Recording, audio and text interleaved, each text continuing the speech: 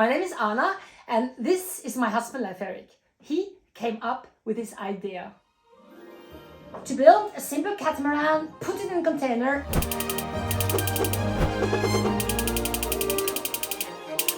and send it from ice-cold Norway to Dæhlie in the middle of the Pacific Ocean. This way we could start sailing in paradise. I said, what a crazy idea, let's do it.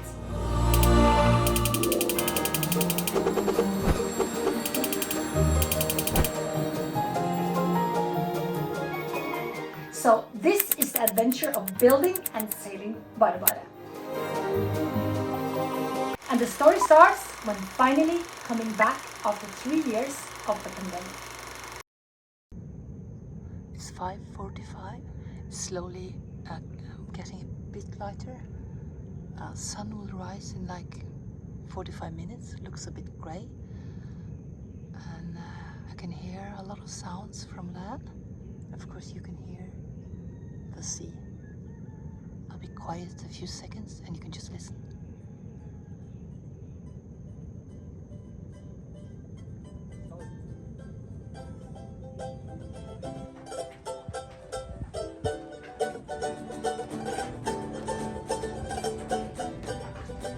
First night on board on BoraBora. Fantastic. So I woke up in like 4 meters of African fabric. It was wonderful to have this. The day before we arrived to a completely quite dirty and messy boat, but we just decided we just have to wait until the next day to look around, and decided just to get some food, make ourselves comfortable. That's what I did with this, and just go to sleep. Something.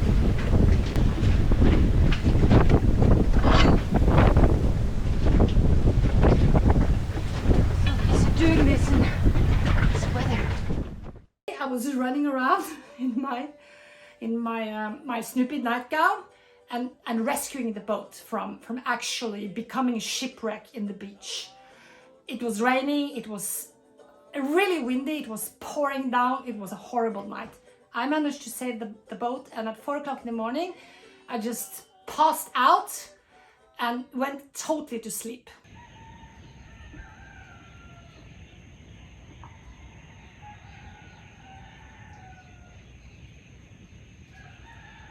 When I woke up 4 hours later, I could feel it was just so nice and calm. It was quiet. I opened the hatch, I went outside. The sky was blue, blue, blue. The water was, the ocean was turquoise. There were no wind. It was warm and it was just beautiful. It was like from a nightmare to paradise. So I dressed myself. I don't remember if it was this dress, but as usual, I put on one of my local dresses, and I just sat down and I just enjoyed the beauty of it. It was lovely. Then a bit later, Anna woke up and came out, and we were both just sitting there and just enjoying the beauty, and we decided just let's start the day, let's start looking around, let's start opening BoraBora's hatches, but first let's have some coffee. So I found a pot filled with water and found matches and lit the propane stove, and it did actually work for for as much as maybe 30 seconds, and then it was gone. So I thought, oh no, are we out of propane, or is the stove actually broken already? So we didn't have any propane. So then we really wanted coffee, the both of us. Before I've been to Greece, and I remember they were giving us this really nice iced coffee. So I thought, oh, iced coffee, that could work. And I found our instant coffee, and since I like my coffee sweet, I also found a jar which looked like it had sugar in it, but inside was also some brown stuff. And I just, open it. It looks really disgusting, but I open it, and a wonderful smell. It was vanilla. So I had put a vanilla stick inside of the sugar 3 years before and just left it there. So, well, we had instant coffee, We had sugar, we had a little jar with a lid, we had water, so I mixed a coffee for us, for the two of us. And it was so good. We both really liked it. And later we just realized that, well, we ended up, it was one of our favorite drinks, non-alcoholic one. And we had it every day, and even after, you know, after we fixed the gas or fixed the propane, the stove. And we would also serve that coffee for our guests. So we had 2 or 3 or maybe even 4 cups, and they were not actually cups, they were like small glasses. We had like small wine glasses. One was this size and the other one was a little bit bigger. So we had 3 or 4 glasses of coffee, and we're in a very good mood and just enjoying the day. And then all of a sudden, you know, something happens when you drink coffee, and we decided, let's check the toilets. And I say toilets, we don't only have 1 toilet on board, but we have 2. Not 4, but 2. Each hull has a cabin in the front, small one, a bigger cabin, and a toilet, or as sailors call it, a head in the back.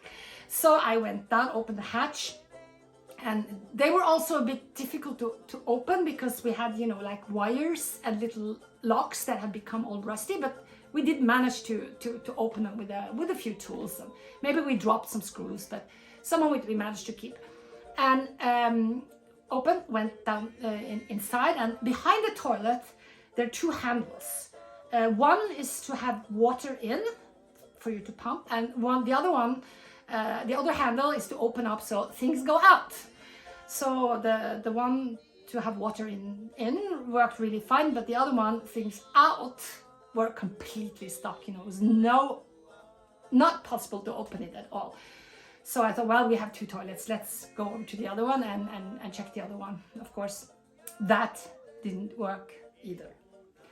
So we had, I must admit, we had quite a long time with no good toilet situation on board. And I'll tell you more about that later. By now we realized our smartphones, we both had quite new, or mine was completely new, iPhones. And they run out of batteries so quickly, so we needed to charge. And we had both bought a nice orange solar panel. It was about this size and would unfold to become this size.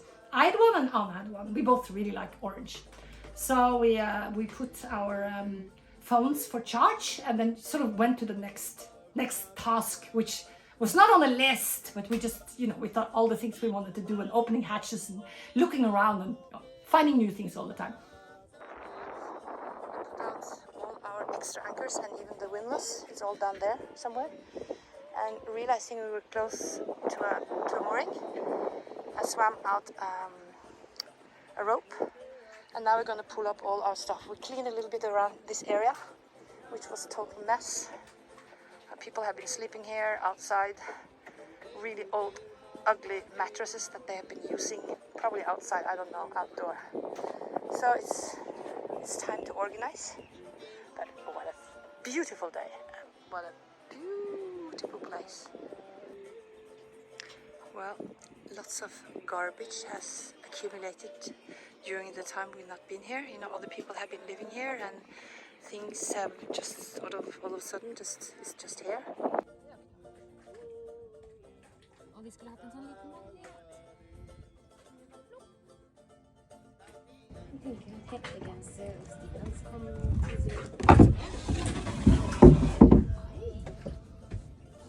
Her ser det faktisk helt greit ut. Det var puter som vi hadde ute og alt mulig. Altså her er det ikke gjort en ting her nede, vet du, men det er helt tørt og fint. Anyway, later we realized that it didn't charge at all, or very little. With all that sun in Huahine or in French Polynesia, and still did a really bad job. So I turned when I came back to Norway, I actually gave it back to the shop, and they gave me the money back. But they still said, no, it's really good. It's really good, this solar system. What is it called again, this thing? Anyway, I got my money back. So then when I was down in the toilet, well, now I put my phone for charging. Behind the toilet, or like above my head was some sort of like lumps or something. I couldn't really see what it was. So I just, I took my hand, like this and sort of grabbed and filled sort of my hand with something that seemed like sand, and opening, well, it opened itself. Inside was some dead sort of insects. And I had no idea if it was termites wanting to eat BoraBora or was it wasps or what. It was very easy to get it off, sort of a sand. And it was in both the two toilets. So, okay, we started taking some of it off and decided let's do that cleaning job later. Let's just keep looking around. So again, I went outside and looked around, looked at the ropes, because BoraBora is tied together with ropes on the beams, the 4 beams tied together. And then as I looked down and I was like, what is that? It's something green growing on the blue ropes. And I looked, I looked further down, and it turned out to be some really nice plants growing on one of the ropes. Like fern was one of them, like really big, beautiful. I was sort of expecting, maybe some flowers. So I thought, we'll just leave our, a little garden, we just leave it. So that's what I did. Again, I opened another hatch that was in the front where we keep sails, and underneath the sails, a lot of other things. In the bottom, we have these, what is it called? Plank floors or something like that. I don't remember the name. And I opened one of them, and underneath were 2 cockroaches. They were like, not this big, but they were rather big, and they were moving not quickly. It's sort of like they seemed dizzy from the all of a sudden a lot of lights, and they didn't really have a lot of places to run away, so they were just laying there. And next to me, I have no idea why I had that next to me, but it was a piece of lead that you have for when you dive. I just dropped it on first on one cockroach, and the other one didn't seem to realize what was going on, so I dropped it on the other one. So we had 2 dead cockroaches, and maybe they thought of 2. Do we have more? Do they have babies everywhere? Well, let's not worry about that at the moment. So now we just said, let's have lunch. And with no gas or no propane, of course it wouldn't be a warm lunch. So let's, like we said, for days and days and days, what do we want to eat? Let's have some tapas. So we sat down, started, putting nice things on the table. And then I saw this little thing moving behind. We had this big shell on the table, really beautiful one. And behind it was this little, tiny little, it was like this big. So it was a gecko. So this is our first live animal. Of course, we didn't want to get rid of him. And maybe he had brothers and sisters. I think it's waiting for me to open one of my mangoes. We'll soon do that. It probably lives around there. Maybe inside of the big shell. It's so sweet. So we gave him a name. His name was Gisle, I think, or Gecko Gisle, or something like that. And wonderful. We love BoraBora. So Anna and I, we looked at each other, smiled, and just agreed. We love our life on BoraBora.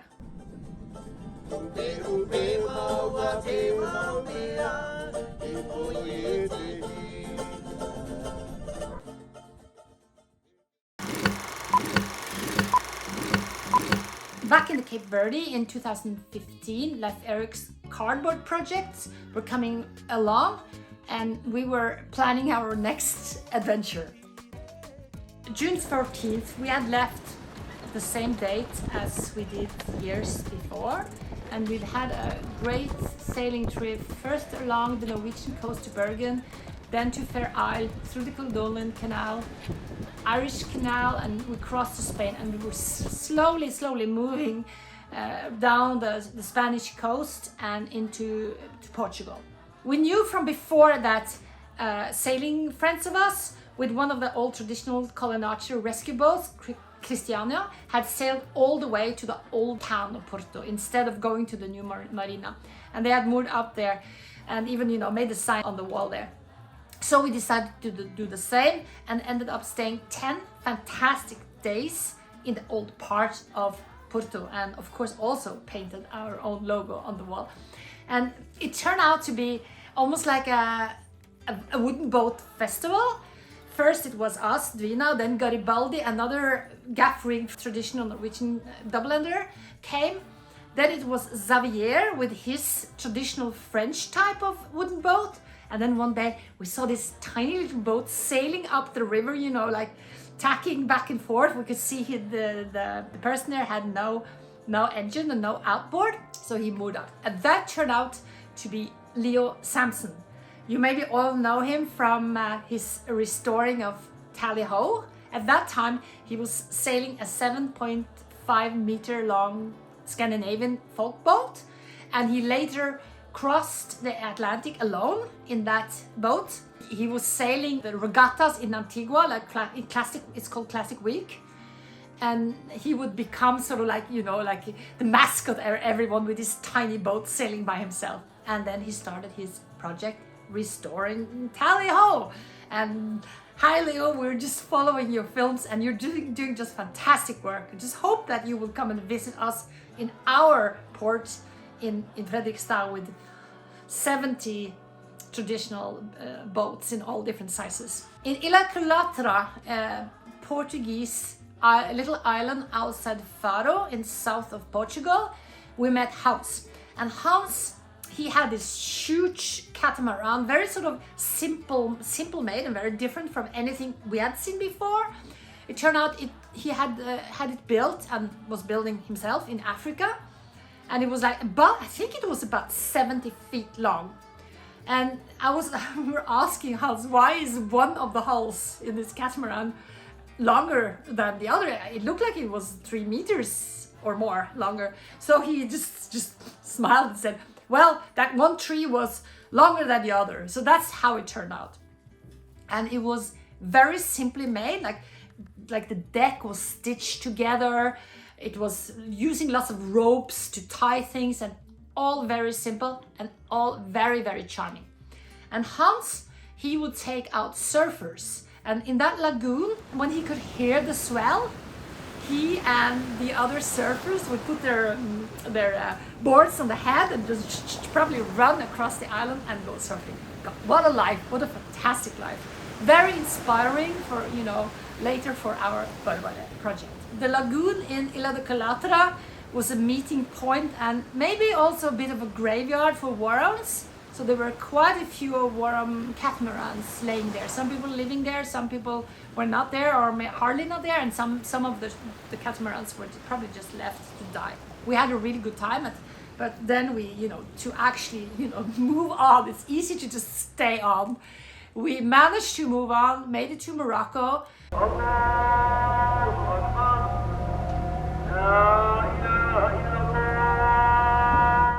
And then did a couple of days of sailing from Morocco to the Canary Islands.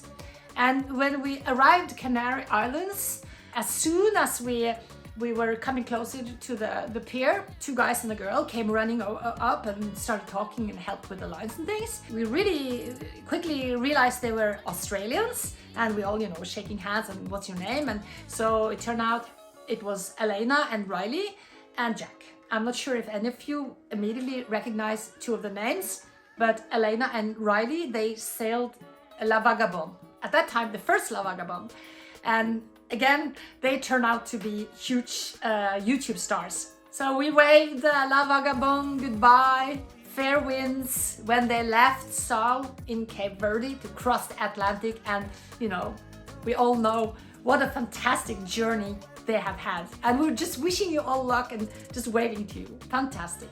So we are in the Cape Verde Islands, and Leif Erik is working on his cardboard project. Thank you for watching my stories. If you like what you have seen, I can make more videos. But to be able to do that, I need a little help. To keep the videos coming, you can support me by subscribing, by hitting the like button and the notification bell. It takes a lot of work and effort to make these videos, and if you want to help me a little extra, please check out my Patron. And thanks to all my supporters.